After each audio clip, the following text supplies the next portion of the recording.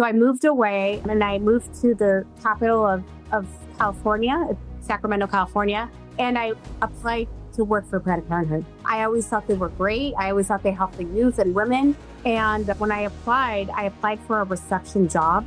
But what they really needed was a nurse that spoke Spanish, because 90% of their abortions were Hispanic women that didn't speak any English. So in 26 years that they were operating, 90% of women did not speak English.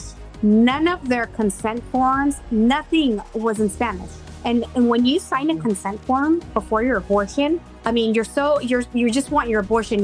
You're just so blocked, right? But you're basically signing, you can die during this abortion and your family members cannot sue us if you die. And nothing, these women didn't know what they were signing. And basically what they did in my interview, they said, look, we know that you're not a nurse. You never went to nursing school. You don't have the credentials, but we need your Spanish. So we're going to hire you here as a nurse and we'll train you. So they illegally hired me as a nurse with no credentials, which is very, very dangerous, because abortion is basically like a surgical procedure. All right. I started on a Monday and the pay is very high. And I think it's because what you see behind the abortion center is so horrific.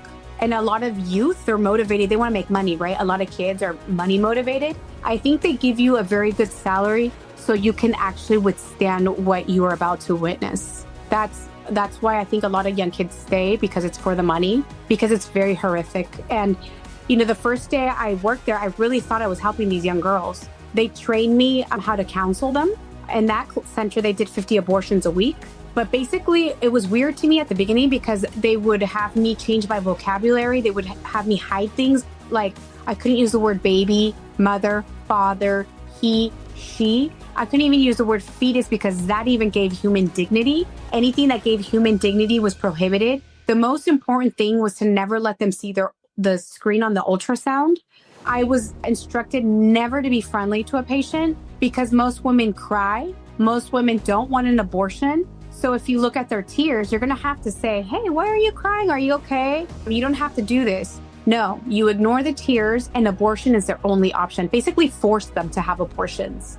They told me that if a girl didn't make it to their abortion appointment, that I could lose my job. That it was very important that I did everything in my will that they would make it. They told me to never, ever tell a soul what I see behind the doors of that center. And they told me to never tell the mothers or the fathers in the waiting room that after each abortion, we throw their babies away in the garbage.